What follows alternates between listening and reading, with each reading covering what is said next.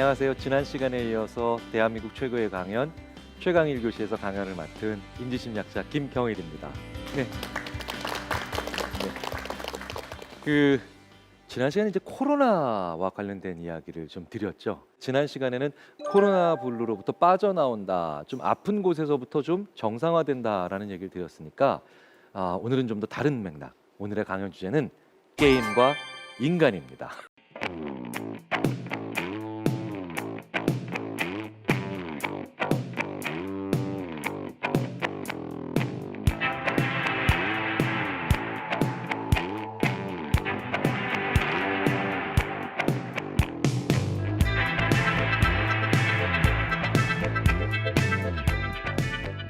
우리 인간에게 있어서 게임이라고 하는 것이 어떤 의미인지, 우리가 단순히 스마트폰 가지고 하는 이런 게임 말고 이런 게임적인 요소가 우리 인간의 삶에서 얼마나 중요한지 그 말씀을 드려보려고 하는 겁니다. 우리가 좀 더 게임적 요소를 이해하고, 그리고 우리가 지금 힘들게 하는 일, 그리고 지금 재미없게 하는 공부들을 조금 더 게임적인 요소를 통해서 더 재미있게 할 수 있는 그런 사회나 그런 환경을 우리가 스스로 만들어 볼 수 있는 그런 고민들을 해보자는 뜻에서 오늘 강연을 준비를 드렸어요. 그러기 위해선 우리 인간이 살아가면서 만나는 두 가지 종류의 문제를 먼저 우리가 좀 생각해 볼 필요가 있습니다. 인지심리학자들이 인간은 살아가면서 두 가지 종류의 문제를 만난다.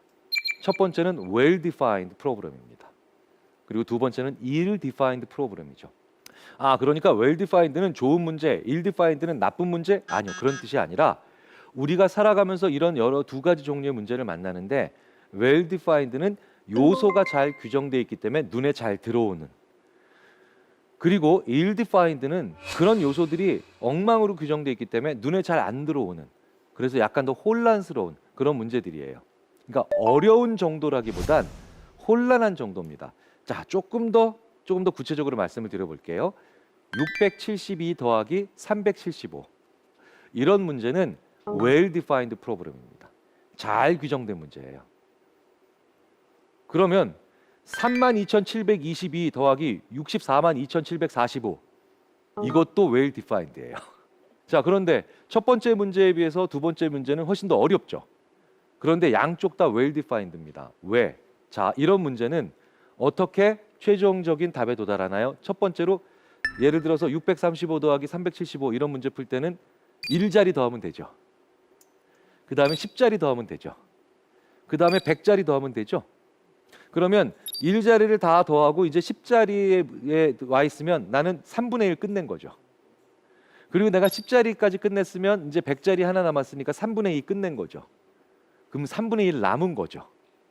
그러니까 내가 어느 지점으로부터 시작해야 되고 그 다음에 어느 지점까지 왔으며 그리고 얼마나 남았는가, 이런 거를 다 알고 있어요.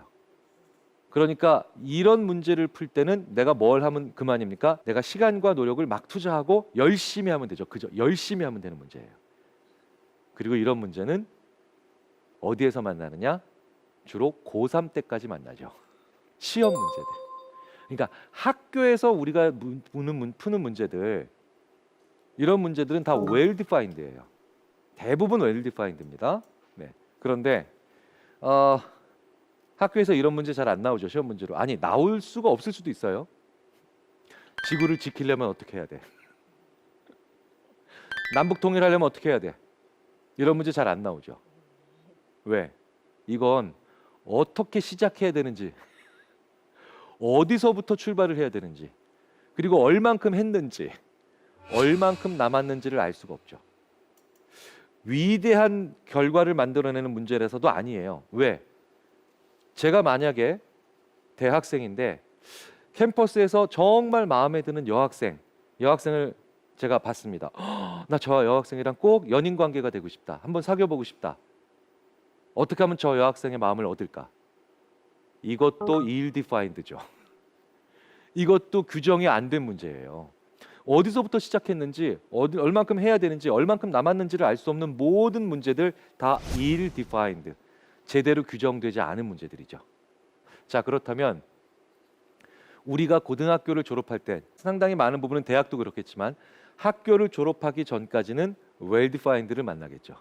그런데 이제 학교를 졸업하고 세상에 나가면 이제 우리는 살아가면서 이제 만나는 모든 문제들은 ill-defined, 그러니까 규정이 잘 안 돼 있는 엉망진창으로 정의된 문제들을 만나게 되겠죠.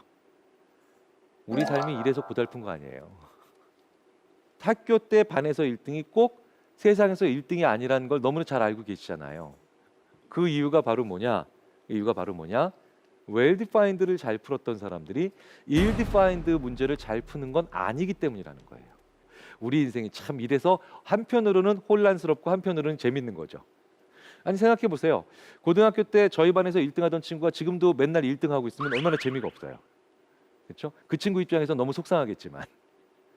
그래서 고등학교 때에서 대학교를 들어갈 때 그리고 대학교를 졸업할 때까지의 이 모든 성적과 학점은 그 사람이 얼마나 뛰어난 문제 해결자냐 이걸 보여주는 게 아니라 그 사람이 얼마나 성실했냐를 보는 거죠. 좀 더 성실하게 공부를 했으면 점수가 좋은 거고 좀 더 성실하게 공부를 했으면 학점이 좋은 겁니다. 그런데 그 사람이 사회에 나가서 이제 문제를 얼마나 잘 해결하고 세상에 얼마나 잘 대처하는가는 성실함에 무언가 더 얹어줘야 된다는 뜻이죠. 그리고 우리 인생은 이것 때문에 힘들어요. 자, 그런데요. 연애를 잘한다. 아니면 진짜 지구 평화를 지킨다. 이런 ill-defined가 갑자기 well-defined로 바뀌는 수도 있습니다. 한번 해볼까요? 제가 앱을 하나 만들었어요. 그냥 이런 앱을 한번 만들었다고 한번 가정을 해보자고요. 제가 오늘부로 공부의 신이라는 앱을 하나 만들었어요. 그리고 연애의 신, 통일의 신 이런 앱을 만들었습니다. 이런 앱들이 그런데 갑자기 제가 공부할 내용을 쫙 스캔을 해요. 스캔을 하더니 너 100점까지 24.3% 진도 나갔다. 뭐? 24.3%? 오, 대박인데? 그래서 아니 이게 어떻게 가능하지? 그래서 제가 한 페이지를 공부를 해봤어요. 한 페이지를 공부를 해봤더니 갑자기 24.3%에서 다시 1.6% 포인트 상승. 그래서 제가 한 줄을 외워봤어요. 그랬더니 0.06% 얹어졌어요. 저 100점 못 맞을 수 없겠죠. 그런데 재밌는 건 이게 마치 무엇과 비슷하냐면 게임과 비슷하다는 거예요. 우리 게임 하시다 보면 큰 풍선 맞히면 100점, 작은 풍선 맞히면 50점, 그 다음에 제일 작은 풍선 맞히면 10점 뭐 이렇게 갈 때 있죠. 계속해서 하게 되죠.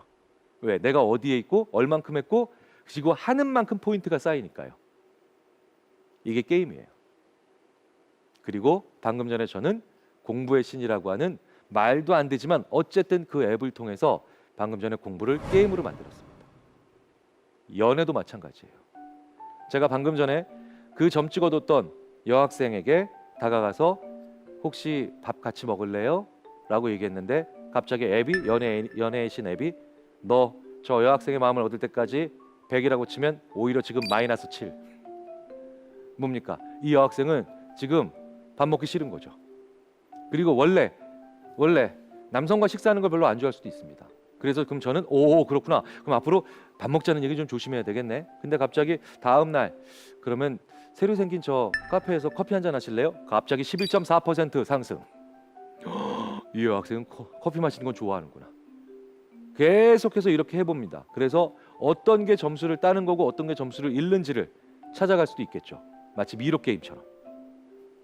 이번엔 진짜 완전히 내가 승부수다라고 해서 자동차 트렁크를 열었는데 풍선이 올라가는 이 이벤트를 했더니 그냥 폭망. 그럼 이거 절대 안 하게 되겠죠. 이러면 연애 못할 사람 없어집니다. 통일도 마찬가지겠죠. 갑자기 엉뚱하게 우리나라 남해안에 있는 어떤 다리를 왔는데 갑자기 분석이 시작되더니 저거 통일까지 2.4% 진척시켰어. 왜? 그게 남북교류를 활성화시킨다는 거예요. 자, 방금 전에 저는 well-defined로 ill-defined를 바꾼 거죠. 이게 바로 우리가 방금 전에 얘기하는 종잡을 수 없는 일에 무언가가 들어가면서 게임처럼 하게 돼서 더 하게 되고 그리고 더 열심히 하게 되며 그리고 문제를 가시화시킨다는 거예요. 제가 방금 전에 말씀드린 게 바로 게임적 요소를 이해하거나 게임적 요소가 들어가서 우리가 지금까지 하기 어려웠거나 막막한 일을 이렇게 바꿔볼 수가 있다는 겁니다. 인간은 그리고 원래 게임을 좋아하니까요. 왜일까요? 제가 어렸을 때 제가 제일 많이 들은 얘기가 이 얘기입니다. 저희 어머니한테 TV 안으로 기어 들어가라. 자, 그만큼 저는 TV를 사랑했죠. 그런데 저의 TV에서 제가 TV를 이제 그만 보게 만드는 사건이 벌어집니다. 바로 이것 때문이에요. 벽돌 깨기. TV는요, 저한테 한 번도 말을 걸지 않았어요. 그리고 TV는 제가 하고 싶은 대로 움직이지 않았습니다. 물론 채널을 돌리기는 했지만 제가 어떤 채널을 돌려도 여전히 걔네들은 이 TV는 그냥 자기가 보여줄 걸 보여줬죠. 그런데 어느 날 갑자기 TV랑 똑같은 화면인데 제가 다이아를 돌리니까 제가 움직인 만큼 뭐가 움직이는 그런 사건이 벌어진 거예요. 저 진짜 신기했어요. 그리고 이제 제가 무언가를 맞추는 것까지도 경험하게 되죠. 인베이더입니다. 갤러그, 제비우스, 엑스리온, 그리고 테트리스로 저의 70년대와 80년대는 이제 TV에서 일정 부분의 시간을 게임을 하는 그런 시간을 보내기 시작합니다. 저는 왜 게임을 그렇게 좋아했을까요? 왜 게임에 이렇게 빠져 살았을까요? 저는 얘네들로부터 무언가를 받았기 때문이에요. 메시지를. 아까 그 공부의 신 아니면 통일의 신 혹은 연애의 신처럼 내가 하는 행동이 어느 정도의 의미가 있고 어느 정도의 길을 왔는지를 보여주는 시스템을 처음으로 만난 겁니다. 이 게임까지 가기 위해서 인간이 걸어가는 길이 있어요. 그게 바로 첫 행위가 바로 장난입니다. 도마뱀은 장난을 치지 않아요. 그만한 고등동물이 아니기 때문입니다. 그런데 재미있게도 인간 옆에 있는 포유류 중에 지능지수로는 인간 다음으로 똑똑한 건 아니지만 꽤 인간의 세계를 이해하고 있는 개는 장난을 칩니다. 개를 키워보신 분들은 이런 얘기를 하실 수 있죠. 나를 막 물려고 하는데 살짝 물어요. 그럼 제가 너 나한테 왜 이렇게 공격적인 행동을 하니? 이렇게 얘기하지 않고 너 장난치고 싶구나. 재밌는 건 장난을 쳐야 이제 고등동물의 시작입니다. 하찮게 일을 실없이 하거나 심심풀이 삼아 함. 이게 장난의 정의거든요. 그러니까 이 장난을 치면 먹을 게 떨어지는 것도 아닙니다. 네, 내가 내 안전을 지키기 위해서 어떤 생산적인 행동을 하는 게 아니에요. 그런데 왜 장난을 인간은 치기 시작할까요? 이때부터 바로 뭐냐? 내가 어떤 존재인지 의미를 알아내는 것도 중요하기 때문이에요. 이 하찮은 일을 하면서 장난을 하면서 인간은 그래서 재미있게도 이런 여러 가지 무의미한 행동들을 하는데 여기서 쾌감을 느끼기 시작합니다. 저 많은 포스트잇으로 자동차를 뒤덮기도 하죠. 그런데 이 장난을 하기 시작하는데 장난이 시작되는데 장난으로만 끝나면 이제 우리는 어떻게 얘기를 합니까? 아이가 혹은 성장하지 않는다, 어린아이로 머문다 이런 얘기를 하게 되죠. 그래서 장난을 하기 시작하면 그 다음에 무엇을 하기 싫으냐? 장난에서 그치지 않습니다. 장난만 계속하면 이건 분명히 문제가 있는 거예요. 이 장난이 끝나면 이제 놀이를 시작해요. 근데 놀이의 정의가 뭔지 아세요? 이제 여러 사람이 모여 즐겁게 논다예요. 즉 여러 사람이라는 요인이 들어가요. 참으로 재미있게도 아이가 태어나서요. 어느 정도 이렇게 장난을 치고 에헤 막 이런 일을 하다 보면 갑자기 꽤 많은 부모님들이 이야 이게 우리 애가 나중에 사람 구실을 할까?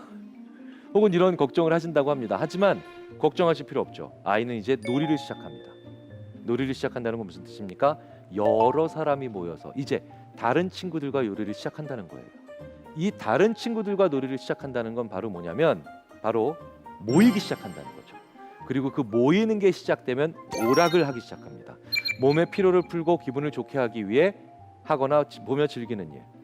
자, 그런데 이렇게 장난, 놀이, 오락에서 멈추면 그게 바로 우리가 걱정하는 게임 중독입니다. 여기서만 끝나는 거예요. 그런데 이 게임은요, 규칙이 존재합니다.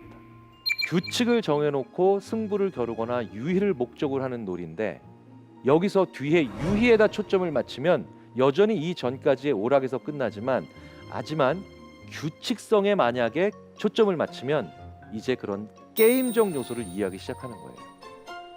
그래서 저는 이 규칙이란 말에 한번 주목을 해보고 싶습니다. 그래서 게임은요, 오락과 구분이 돼야 되고요. 그리고 더 중요한 건 우리가 얘기하는 노름과 구분이 돼야 됩니다. 노름은 뭡니까? 사행성 오락이죠. 그런데 게임은 뭡니까?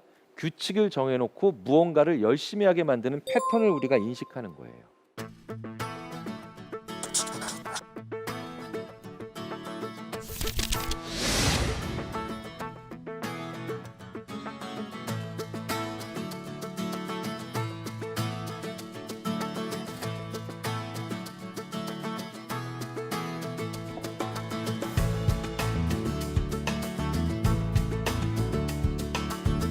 게임과 게임 아닌 것의 얘기를 이제부터 시작해 보겠습니다.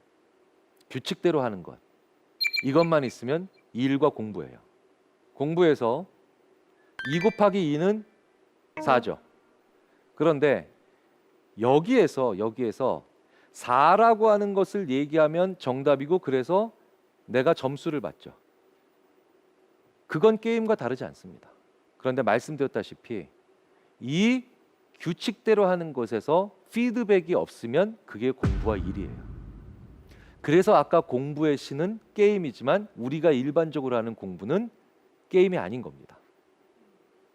참으로 재밌게도요. 보통 한 학기에 우리가 2번 시험을 봅니다. 그 2번 시험에 그 2번의 고통을 우리가 뭐라고 부르나요? 중간고사와 기말고사라고 부르죠. 시험 보실 때 즐거우셨어요? 즐겁지 않았습니다. 네. 시험이 즐거우면 이건 정말 문제가 있는 사람입니다. 근데 재밌는 건 많은 연구에서 한 학기가 4개월이라고 했을 때 이렇게 2달에 한 번씩 시험을 보면 그러면 나는 이 2달 동안 시험 본 걸 마지막에 피드백을 받는 게 되는 거죠. 근데 재밌게도요. 일주일에 한 번 시험을 보면 어떨까요? 끔찍할 것 같으시죠? 정말 끔찍할 것 같으시죠? 매일 보면 어떨까요? 정말 지옥 같으실 것 같으시죠? 재밌는 건 그 학기가 얼마나 고통스러웠는가는 시험의 횟수가 증가하는 것과 오히려 비례하지 않더라는 거예요. 왠지 아세요? 피드백을 자주 받거든요. 그래서 꽤 많은 경우에 사관학교라든가 아니면 그 외에 다른 학교 시스템에서 시험을 2달에 한 번 이렇게 어쩌다 한번 꽝 보면서 강한 고통을 남기고 있을 때 우리가 학생들이 더 시험을 싫어하고 시험을 자주 보는데 그때마다 점수를 받는 그 과정에서 학생들은 의외로 익사이팅한데 의외로 흥미진진한데 의외로 학기가 생동감 넘치는데 이런 얘기들을 하더라는 겁니다. 물론 그 과정에서 시험만 존재하는 건 고통이겠죠. 그런데 왜 이런 일이 벌어지는지 아십니까? 스코어를 자주 받거든요. 스코어를 내가 자주 검토할 수 있거든요.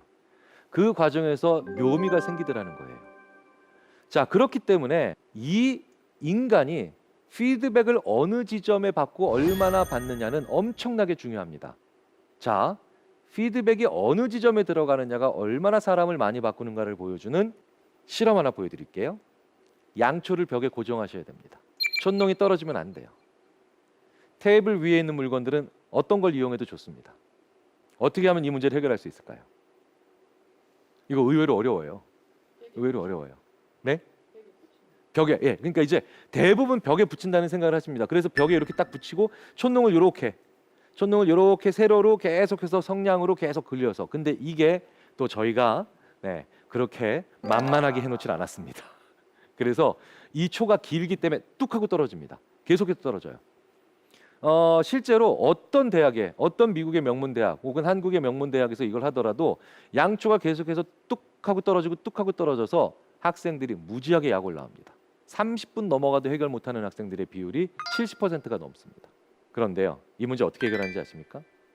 이렇게 해결하면 됩니다. 이렇게. 근데 이걸 진짜 못해요, 학생들이. 왜냐? 이 전장면이 앞정이 상자 안에 들어가 있었잖아요. 앞정이 상자 안에 들어가 있었기 때문에 앞정을 한번 비워내볼 생각을 누구는 못하는 거예요. 그래서 이 문제를 해결하는 걸 그렇게 어려워하는 겁니다. 자, 그런데 이 상태에 놓고 문제를 해결하라고 하면 대부분의 학생들이 몇 분 내에 아하라고 하면서 상자를 딱 벽에 붙여놓고 앞정으로 상자를 고정해 버립니다. 그리고 양초를 올려놓고 문제를 해결하죠. 첫 번째 상태에서는 왜 학생들이 문제를 해결 못했을까요? 고정관념으로부터 못 빠져나온 거예요. 고정관념으로부터 빠져나오지를 못하니까 이 학생들이 계속해서 힘들어하다는 거죠. 그런데 지금 이 상황은 학생들이 고정관념으로부터 빠져나온 상태죠. 빠져나온 상태가 되니까 그 다음에 문제를 해결할 수 있는 여지가 생기는 겁니다. 자, 우리가 이걸로부터 알아낼 수 있는 첫 번째 교훈은 뭡니까? 아, 고정관념으로부터 빠져나오는 건 참 힘들구나. 이걸 첫 번째로 알아낼 수가 있겠죠. 근데 두 번째 더 재밌는 실험이 있죠. 이 상태에서는 너 이거 잘하면 내가 상금 줄게. 인센티브죠. 이렇게 인센티브를 강하게 주면 줄수록 오히려 문제를 더 해결 못합니다. 그러니까 오히려 고정관념으로부터 빠져나오기 전까지는 금전적 인센티브를 주면 강하게 약속하면 약속할수록 오히려 더 못하다라는 거예요. 그런데 참 재밌게도 이렇게 고정관념으로부터 이미 빠져나온 상태에서는 요 상태에서 인센티브를 강하게 약속하면 강하게 약속할수록 오히려 사람들이 더 이 문제를 잘 해결하고 저 상자를 벽에 붙여서 양초를 올려놓을 생각을 더 잘하더라는 겁니다. 더 빨리 가더라는 거예요. 정리해보면 이렇게 되죠. 어떤 문제를 해결해 나가는 과정에서 고정관념으로부터 빠져나오기 전까지는 그걸 돈으로 해결해 볼 수가 없더라는 겁니다. 돈 많이 줄게라고 하는 건 다 문제가 해결되고 난 다음에 돈 많이 줄게라고 한다는 건 결국 문제를 해결할 수 있는 방법이 아니라는 거예요. 그런데 이미 고정관념으로부터 빠져나왔어요. 그래서 이제 달려나가기만 하면 됩니다. 절로 가기만 해요. 그렇게 나 길이 남았을 경우에는 이제 돈을 세게 걸면, 상금을 세게 걸면 사람들이 더 속도를 내더라는 거죠. 그러면 우리가 돈을 바라보고 사는 거, 더 많은 급여를 바라보고 사는 거, 더 큰 상금을 바라보고 사는 건 후반전에나 가능한 거죠. 전반전에 이렇게 무언가 창조적인 생각을 하거나 아니면 무언가로부터 빠져나오게 만드는 데는 다른 요소들이 필요하죠. 그게 바로 뭐냐? 게임적 요소라는 거예요. 나도 모르게 문제를 해결하고 싶은 거죠. 그게 최종적인 상금이 아니라 지금 이 순간의 느낌이나 지금 이 순간의 피드백에 훨씬 더 사람들이 초점을 맞춰야 된다는 겁니다. 저거 기억나세요? 한메타자. 저는 정말 힘든 날을 보냈습니다. 독수리 타법 아시죠? 이거. 네. 진짜 차라리 내가 8만 대장경을 새로 만든다 막. 네, 이렇게 괴로워하면서 자판을 쳤던 기억이 납니다. 근데 좀처럼 자판에 익숙해지지 않더라고요. 그런데 어느 날 갑자기 그 아래 한글 메뉴에 한메타자라는 게 있고 베네치아라는 곳이 있으며 거기서 갑자기 뭔가가 단어가 떨어져요. 단어가 떨어지는데 얘가 저 바다에 빠질 때마다 저 베네치아가 무너지는 거예요. 어라? 이거 봐라. 라고 하면서 저는 저 베네치아가 물에 잠기지 않게 하기 위해서 계속해서 저거를 하기 시작했고, 그리고 난 다음에 어느 순간 저는 갑자기 일주일 후에 제가 1분에 수십 타 수백 타를 치는 놀라운 경지에 이르렀다는 걸 발견합니다. 그런데 이렇게 해서 그렇게 1년 동안 대학교 3, 4학년 때 열심히 해도 안 익혀지던 자판을 이렇게 1, 2주 만에 능숙하게 다루고 난 다음에 저는 약간의 배신감을 느꼈어요. 이거 뭐지? 내가 아래 한글과 컴퓨터에 내가 지금 당한 것 같은 느낌. 그런데 저는 그 다음에 또 마이크로소프트에 당하게 되죠. 이것 때문에. 저는 대학교를 졸업하고 이제 자판에 익숙해지고 난 다음에 또 다른 난제를 만납니다. 이 마우스라는 걸 만났어요. 마우스라는 걸 만났는데 이 마우스가 좀처럼 어렵더라고요. 드래그 앤 드롭, 이게 안 돼요, 잘. 이걸 탁 집어서 이렇게 옮기는 게 이 쉬운 게 지금은 이렇게 쉬운데 지금은 마우스 없이 컴퓨터를 쓰는 걸 상상도 못 하실 거 아니에요. 그런데 갑자기 또 시작 버튼 누르고 보조 프로그램에 보니까 게임이라는 데가 있어서 거기 보니까 카드놀이가 있습니다. 카드놀이를 누른 순간 저는 계속해서 마우스를 저 카드놀이를 하기 위해서 움직였고요. 그리고 그 다음에 더 정교한 지뢰찾기를 통해서 이제 한 2주 정도 지나니까 저는 그저 게임을 한 것뿐인데 이제 저는 그냥 마우스를 사용할 수 있는 사람이 됐죠. 저 한메타자 교실과 그 다음에 저 카드놀이에서 저에게 너 자판 1분에 100타 이상 치면, 너 이 카드놀이 어느 정도 이상에 올라가게 되면 우리가 상금 준다 이렇게 얘기하지 않았죠. 계속해서 나에게 피드백을 준 것뿐이에요. 계속해서 나한테 너는 얼만큼 해나가고 있다는 걸 알려준 것뿐입니다. 우리가 무언가에 익숙해지고 무언가를 할 수 있는 단계까지 가면 그 피드백이 반드시 필요합니다. 이 피드백이 없는 게 얼마나 답답한 순간이 되는가를 제가 경험해 본 적이 있어요. 바로 이 장면이에요. 이게 바로 인베이더라고 하는 게임인데요. 이 인베이더라고 하는 게임을 할 때 제가 오락실에 갔어요. 10원짜리 동전을 넣고 이제 막 하는데 사실은 오락실에서 제일 많이 일어나는 민원이 레버가 고장 나는 겁니다. 버튼이 안 눌러지는 거예요. 그런데 그날따라 레버도 새로 고쳐 놓으셔가지고 주인 아저씨가 너무 잘 돌아가요. 버튼도 아주 부드럽게 눌립니다. 그런데 이거 웬걸 버그가 생겼는지 스코어가 안 올라가요. 그러니까 저는 게임을 하고 있는데 스코어가 안 올라가니까 갑자기 화가 나는 겁니다. 왜? 내가 하는 만큼 우주선이 터지는 만큼 점수가 올라가야 되는데, 즉 제가 하는 만큼 변하지를 않는 거예요. 그래서 저는 오락실 주인 아저씨께 10원 돌려달라 그랬어요. 왜? 이건 더 이상 게임이 아니니까. 그런데 오락실 주인 아저씨는 말도 안 된다 그러셨어요. 지금 네가 버튼을 누를 때마다 지금 총알이 안 나가니, 네가 레버를 돌릴 때마다 우리 우주선이 안 움직이니, 그리고 저거 맞출 때마다 터지질 않니? 다 자들이 되고 있는데 스코어 안 나온다고 네가 지금 더 어떤 동전을 돌려달라는 게 말이 되니? 라고 얘기하고 있었죠. 자, 저는 지금 이게 게임이 아니라고 얘기하는 거고요. 그 사장님은 게임과 오락을 구분을 못하고 있는 거예요. 저는 이 행위가 좋아서 하는 게 아니에요. 이 행위를 통해 받는 피드백을 계속해서 받아가고 있는 데서 내 마음의 변화가 있으니까 그걸 좋아하는 거죠. 저는 TV도 좋아합니다. TV에서 재밌는 걸 보거나 TV에서 재밌는 걸 할 때마다 열심히 보면서 웃고 슬펐죠. 하지만 TV는 제가 아무리 레버를 돌려도, 그리고 아무리 버튼을 눌러도 바꾸지 않죠. 원래 자기의 컨텐츠를 그냥 내보낼 뿐입니다. 하지만 이 TV 화면처럼 생긴 스크린에서는 내가 할 때마다 세상이 바뀌는 거고, 내가 할 때마다 무언가 변하고 있다는 걸 나한테 알려주는 거죠. 그래서 스코어를 없애면 누구도 게임을 하지 않습니다. 왜 8년 전에 그렇게 애니팡에 심취하셨나요? 그 압도적인 사운드, 환상적인 캐릭터, 예술적인 그래픽 아니죠. 계속해서 쌓이는 포인트와 급변하는 그 랭킹 속에서 내가 어디만큼 했고 얼마만큼 해왔고 어느 지점에 있는가를 알아가니까 우리는 그 가운데서 뭔가 재미를 느꼈던 거죠.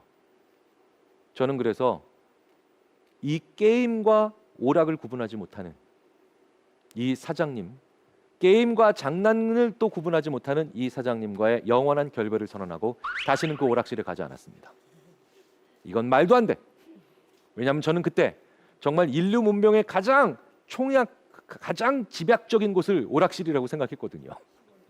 그런데 이것조차도 이해 못하는 분과 저랑 다시는 할 수 없다라고 했죠.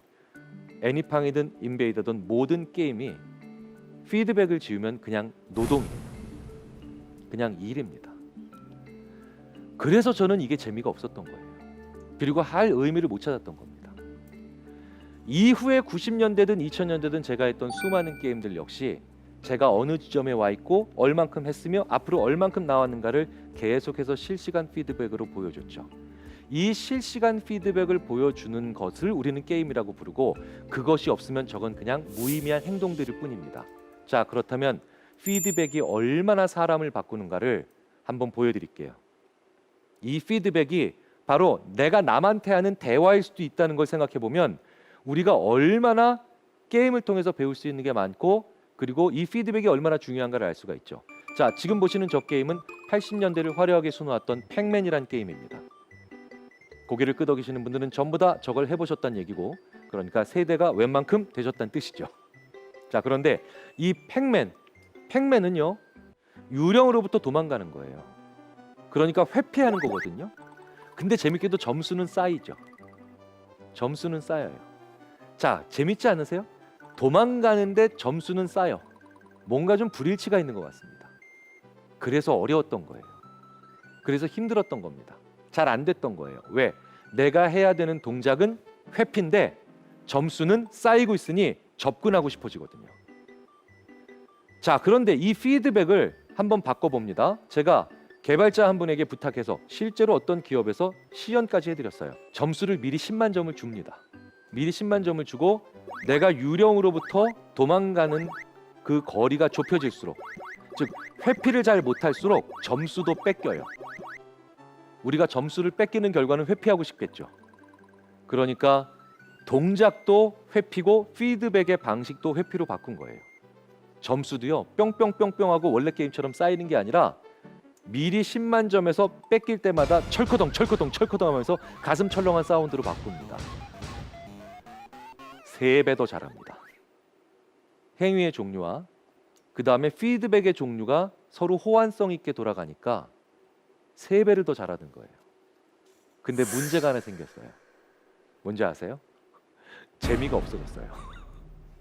금방 그만두다는 거예요. 우리 인생이 이래서 재미있는 겁니다.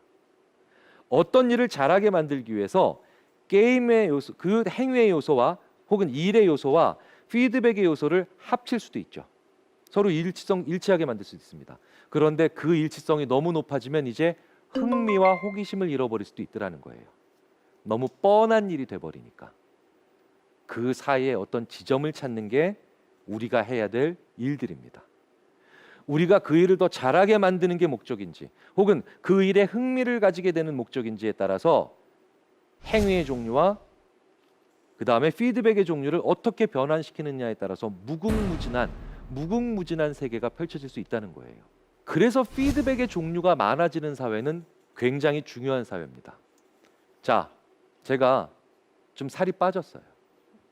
아까 한 분께서도 살이 많이 빠졌다, 피곤해 보인다. 심지어 제가 지금까지 피곤해 보인다는 얘기를 들어본 적이 없는 사람입니다. 워낙 토실토실해서. 그래서 저도 한번 살을 빼보자 라고 했는데 살 뺄 때 진짜 힘든 게 바로 저 BMI 지수를 보시는 겁니다. 저게 제 거예요. 88kg였습니다. 88kg. 그런데 88kg에서 제가 열심히 살을 빼봤습니다. 78kg까지 빼봤어요. 얼마나 각고의 노력을 했겠습니까? 왜 제가 88에서 살을 뺐는지 아세요? 제가 비만이래요. 그런데 조금만 더 찌면 이제 고도 비만이래요. 몇 달 동안 열심히 감량을 하고 운동을 해서 저는 78kg가 됐어요. 엄청난 거죠. 그런데 여전히 비만이에요. 제가 저기서 진짜 화가 나오더라고요. 제가 1978년에 그 오락실에서 느꼈던 분노를 여기서 또 느꼈습니다. 왜 나는 10kg나 이동했는데 스코어에는 변화가 없는 거죠? 갑자기 살을 빼고 싶다라는 게 아니라 그냥 다시 10kg 찌우고 싶다는 생각까지 들더라니까요. 그런데 그때 게임을 이해하고 있었던 다른 심리학자 한 분이 저한테 이럽니다. 너 이제 더 이상 살 못 뺄 것 같지? 이건 말도 안 돼. 그리고 어떻게 이 세상의 인간을 5종류로 나눠? 그런데 그 심리학자가 저한테 이렇게 얘기하죠. 게임으로 바꿔봐. 그게 무슨 얘기인가 했어요, 저는. 그런데 다른 얘기가 아니더라고요. 다이어트 체중계를 사래요. 다이어트 체중계를 사니까 체중계가 문제가 아니라 체중계에 연결된 스마트폰의 앱이 절묘하더라고요. 저는 BMI라고 하는 전혀 게임적이지 않은 그 피드백 시스템 내에서 무려 10kg나 감량하는 노력을 했고 여정을 거쳤지만 전혀 변하지 않는 급관 내에서 완전 비게임적인 상처를 받았죠. 그런데 여기에 보니까 하루의 저의 상태와 저의 걸어온 길 그리고 얼만큼 했고 얼마나 남았는가를 보여주는 게임 스코어가 무려 10종이 넘게 나오더라고요. 그래서 저는 재미있게도 체중에서 상처받고 체질량에서 게임 즐기며 체질량에서 다시 변화 없으면 주행 숫자나 주행 거리나 아니면 운동 횟수에 여전히 그러니까 동기부여를 받습니다. 그리고 정 안 되면 하루에 몇 번 얼마나 서 있었냐를 보고도 또 흐뭇해하죠. 그럼 이렇게 되면 저는 어떻게 됩니까? 동기부여라는 게 되죠. 그래서 저는 4kg를 더 빼서 이제 74kg에 들어와 있고요. 그래서 저는 5년 전에 샀던 32 허리 사이즈 바지를 드디어 다시 꺼내서 입을 수 있는 행복감을 누리고 있죠. 바로 이게 게임적 요소를 이해하는 사람들이 만들어낸 제품을 통해서 우리가 좀 더 지혜롭게 그리고 원활하게 삶을 살아가는 겁니다. 우버도 마찬가지죠. 우버가 왜 성공했을까요? 게임이라서 성공한 거예요. 우버는요, 들어가는 도시마다 그 나라의 택시 산업을 평정하죠. 왜겠습니까? 쉬워서 혁신적인 신기술이라서. 우버에 어디 그런 게 있나요? 이미 택시는 손만 들면 오면 지구상에서 가장 편리한 운송수단이었어요. 예매할 필요도 없죠. 그렇죠? 정류장에서 기다릴 필요도 없습니다. 그런데 왜 우버는 사람들이 한 번만 써본 사람이 없고 한 번도 안 써본 사람만 있다고 얘기할까요? 우버가 게임이라서 그래요. 게임. 끊임없이 나한테 오죠. 끊임없이 나에게 얼만큼 왔고 얼만큼 남았고 어느 지점에 있는가를 보여줍니다. 이게 바로 게임이고 실시간 피드백이죠. 디지털 트랜스포메이션이라고 합니다. 많이들 들어보셨을 거예요. 이 디지털 트랜스포메이션이라고 하는 미래 사회의 가장 중요한 키워드가 사실은 심리학자들한텐 계속해서 끊임없이 나한테 오는 실시간 피드백입니다. 그래서 우버에서 눈을 뗄 수가 없는 거고, 지금 우리가 쓰는 모빌리티 서비스들도 대부분 이런 시스템을 쓰고 있는 거죠. 그리고 이건 지하철에서도 발견됩니다. 지하철에서 어떤 메시지 때문에 우리는 더 이상 어두운 플랫폼을 쳐다보지 않을 수 있을까요? 바로 이것 때문이죠. 전역을 출발한 열차가 이제 나에게 있는 곳으로 끊임없이 오는 거죠. 이것도 다 게임이에요. 그렇다면 이 게임의 요소인 피드백은 이렇게 정의가 돼야 되죠. 3분 후 열차가 승강장에 들어옵니다. 라고 90년대와 2000년대 초반에 영무원께서 말씀하시면 그 3분 동안 우리는 이제 어떠한 피드백도 받지 못한다라고 오히려 생각을 해서 어두운 터널 끝을 쳐다봤거든요. 갭이 생긴 거예요. 갭이 생긴 겁니다. 빈 공간에 아무것도 없기 때문에 우리가 거기에 빠져서 허우적될 수 있기 때문에 우리는 그 갭을 싫어하죠. 그래서 우리는 열차와 승강장 사이에 공간이 넓으니까 발을 조심하자라고 하지만 영어권에서는 mind the gap 이렇게 표현합니다. 그 갭에 유의하라. 왜? 우리는 그 갭이 싫으니까. 그 갭을 채워줄 수 있는 메시지들이 바로 피드백이고, 그리고 그 갭을 계속해서 채워나가면서 우리는 뭡니까? 좀 더 부드러운 연속으로 삶을 살아갈 수 있고 계속해서 그 방향을 추구할 수가 있는 거죠. 우리는 왜 도토리를 사면서까지 비트코인의 전신이라고 불릴 수 있는 이 도토리를 사면서까지도 왜 싸이월드에 열광했을까요? 바로 이 싸이월드가 계속해서 우리한테 지금 너의 일기장에, 너의 기록에 얼마나 많은 사람들이 관심을 가지고 있는가를 보여주는 실시간 피드백이었기 때문입니다. 미래 사회는 피드백을 주는 사회냐 아니냐로 결정이 날 겁니다. 기술은 이제 대부분의 사회가 근접돼 있죠. 그리고 우리 아이들이 이제 시험을 보고 수능을 보지만 수능 시험 장소에 들어갈 때 가지고 들어가면 절대 안 되는 물건이 바로 뭐겠습니까? 스마트폰이죠. 왜? 걔가 전국 1등이기 때문이에요. 어찌 보면 참 서글프죠. 스마트폰만 들어가면 누구나 1등하는 전국 수석을 하는 시험을 우리 아이들 수십만 명이 몇 년씩 준비해서 줄을 쓴다는 거예요. 속상하지 않으세요? 저는 속이 상합니다. 우리의 아이들은 점점 줄어들고 있어요. 그 비율은 이제 인정해야 되는 시점이죠. 고령화 시대는 막는 것이 아니라 인정해야 되는 시대라고 얘기가 할 정도니까요. 자, 그렇다면 우리의 아이들 한 명 한 명이 다 금쪽 같은 아이들 아닌가요? 우리 아이들 한 명 한 명은 다 금쪽 같은 아이들이에요. 중국에 비해서 10분의 1도 안 되는 인구, 20분의 1도 안 되는 인구를 가지고 있는 우리는 아이 한 명 한 명을 다 승리자로 만들고, 그리고 다 자기 의미를 가지고 있는 아이로 만들어야 되겠죠. 자, 그렇다면 수능이라고 하는 하나의 피드백 없는 이 줄 세우기를 통해서 극소수의 아이들만 피라미드 상에서 위너를 만들고 나머지 아이들이 모두가 패배자가 되는, 모두 루저가 되는 이 시스템은 한번 우리가 스스로 한번 심각하게 고민을 해볼 필요가 있지 않겠습니까? 내 아이는 수능 보지 말라는 얘기니?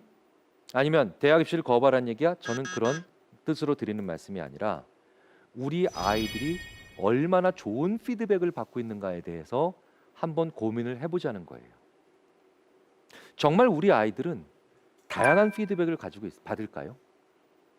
정말 다이어트 체중계에서 그 여러 가지 걷기, 체질량, 그 다음에 윗몸 일으키기, 서 있는 시간 이런 다양한 피드백을 받으면서 저는 훨씬 더 다이어트에 성공할 수가 있었는데 이 다이어트 체중계의 피드백을 주는 지표 몇 가지만 다양하게 가져도 이런 효과가 일어난 우리의 삶에서 정말 우리 아이들은 그 다이어트 체중계보다도 못한 피드백 시스템이 있는 게 아닐까요? 고민해 볼 필요가 있는 거죠.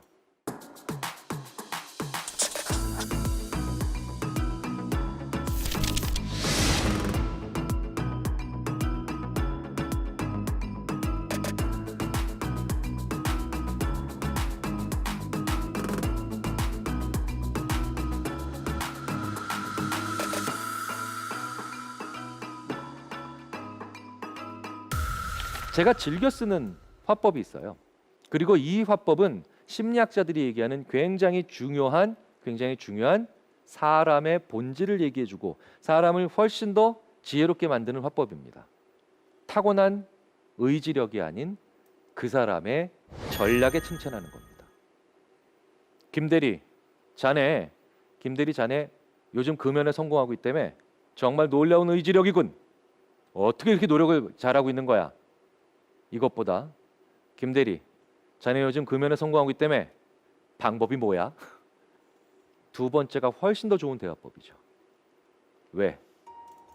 타고난 노력과 의지력이 아닌 그 사람의 전략에 대한 대화를 하기 시작하면 그러면 피드백을 서로 주고받을 수 있는 대화가 됩니다. 이렇게 해봤더니 요만큼이 되고요. 요렇게 방법을 바꿨더니 요렇게 괜찮아지더라고요. 라고 하는 피드백에 관련된 대화가 이제부터 시작되기 때문이에요. 열심히 공부해서 좋은 점수를 받은 건 분명히 중요한 의미이지만 어떤 결과가 좋게 나왔을 때 너는 어떻게 그런 좋은 결과를 받았니? 너의 방법은 무엇이니? 라고 물어보는 부모와 선생님이 필요하지 않을까 생각이 든다는 거죠. 우리는 어떤 사람이 좋은 결과를 받아들이면 그 사람의 노력에 칭찬합니다. 물론 이것도 나쁜 칭찬 방법이 아닙니다. 왜? 재능보단 낫거든요. 재능에 칭찬받은 사람은 결과가 안 좋을 것이 예상되면 노력을 하지 않음으로 인해서 오히려 자기 재능은 여전히 있었다라는 별명을 하고 싶어 합니다. 그래서 아이를 망치려면 재능에 칭찬하면 되죠. 더 쉽게 말씀드릴까요? 머리 좋다라고 하시면 됩니다. 그런데 그 재능이 아닌 노력에 칭찬하면 아이는 최소한 열심히 할 수 있는 사람이 됩니다. 노력에 칭찬받으면 결과가 나쁘지 않아도 노력했다라는 것을 인정받으면 나는 상처받지 않으니까요. 하지만 노력에 충분히 칭찬하셨다면 이젠 방법에 칭찬을 하셔야 됩니다. 너는 어떤 방법으로 그 좋은 결과가 나왔어? 라고 하면서 사람들은 이제 노력의 단계를 뛰어넘어서 이제 나의 방법은 이거야 라고 얘기를 시작하면서 그 방법의 다양함과 그 방법의 섬세한 변화에 의해서 추이와 그 다음에 그 세부적인 결과와 변화를 얘기하는 피드백적인 대화를 하기 때문이에요. 저는 이제 우리나라가 노력의 신화에서 벗어나야 된다라고 생각을 합니다. 노력은 중요한 가치고 노력은 우리 삶을 혹은 우리 인생에 있어서 굉장히 어느 지점까지 사람을 올려놓게 만드는 중요한 원동력이죠. 하지만 노력이 모든 걸 해결하지 않는다는 걸 잘 알고 계시죠. 그러면 한 단계 더 올라가기 위해서 우리는 이제 그 사람과 특히 나보다 어린 사람과 당신의 성공은 어떤 방법을 통해서 이루어졌는가에 대한 훨씬 더 게임적 대화와 피드백에 기반한 대화를 시작해야 된다고 생각합니다. 테크니온 이스라엘 공과대학의 나이라 뮤지처 교수와 그 다음에 아나트 라파엘리 교수라고 하는 사람이 있습니다. 이 두 사람이요, 자기 연구실에 전화를 걸어서 연구 업무에 관련된 통화를 해야 되는 사람들을 아주 재치 있게 그리고 짓궂게 기다리게 합니다. 세 그룹으로 나눴어요. 첫 번째 그룹에게는 그냥 기다리라고 죄송하다 그랬어요. 조금만 기다리시라고. 그 다음에 두 번째 그룹에게는 아름다운 음악을 틀어줬습니다. 기다리는 동안. 세 번째 그룹에는 6사람 남았다고 알려줬어요. 피드백을 줬습니다. 자, 그런데 어느 그룹이 가장 오랫동안 기다려줬을까요? 두말할 필요 없이 세 번째 그룹이죠. 그런데 더 재밌는 건 두 번째 그룹보다 첫 번째 그룹이 먼저 끊었다는 겁니다. 첫 번째 그룹은 미안하다, 기다려라였어요. 그리고 두 번째 그룹은 말도 안 하고 그냥 음악만 들려줬어요. 그런데 오히려 첫 번째 조건에서 사람들이 더 빨리 끊었다는 거죠. 우리 젊은 친구들이 참을성이 없는 게 아닙니다. 우리 젊은 세대가 피드백을 못 받기 때문에 음악을 듣는 것보다도 못한 말을 지금 우리 기성세대로부터 듣고 있기 때문에 버티지 못하는 게 아닐까요? 힘들어하는 게 아닐까요? 그렇다면 이제 우리는 더 좋은 환경, 더 좋은 조건을 만들어 주는 것도 중요하겠지만 이제 우리의 자녀 세대들에게, 우리의 후배 세대들에게 어떤 피드백을 주어야 되는가, 그리고 어떤 피드백을 줘야 이들로 하여금 좀 더 앞으로 나가게 할 수 있는가를 고민을 해봐야 됩니다. 은행에서 줄 서시면 몇 명 남았다 대기표에 번호가 있죠. 그것만 가지고도 우리는 훨씬 더 편안하게 은행에서 기다릴 수 있게 됩니다. 은행의 대기 시스템보다도 못한 피드백 시스템을 우리가 우리의 후배 세대들에게 주고 있지 않는지, 그리고 우리의 자녀들에게 주고 있지 않은지 이제 심각한 고민을 해봐야 될 시점이 아닌가 싶습니다.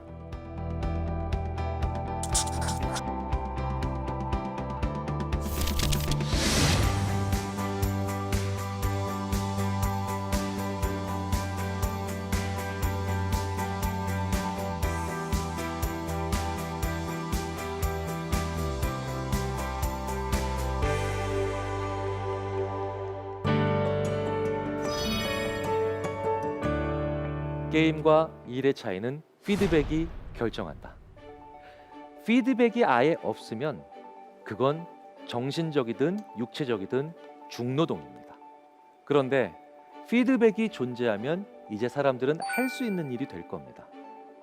그리고 그 피드백이 아주 정교하고 재치 있게 제시된다면 게임처럼 할 수 있는 일이 되겠죠. 모든 청소년들과 어린이들이 자기의 적성에 맞는 게임적인 일들을 자기 인생에서 계속해서 펼쳐나갈 수 있는, 그래서 5천만 국민 한 사람 한 사람이 누구도 루저가 되지 않고 보석같이 빛나는 그런 사회가 되었으면 좋겠습니다. 지금까지 대한민국 최고의 강연 최강의 1교시 김경일이었습니다.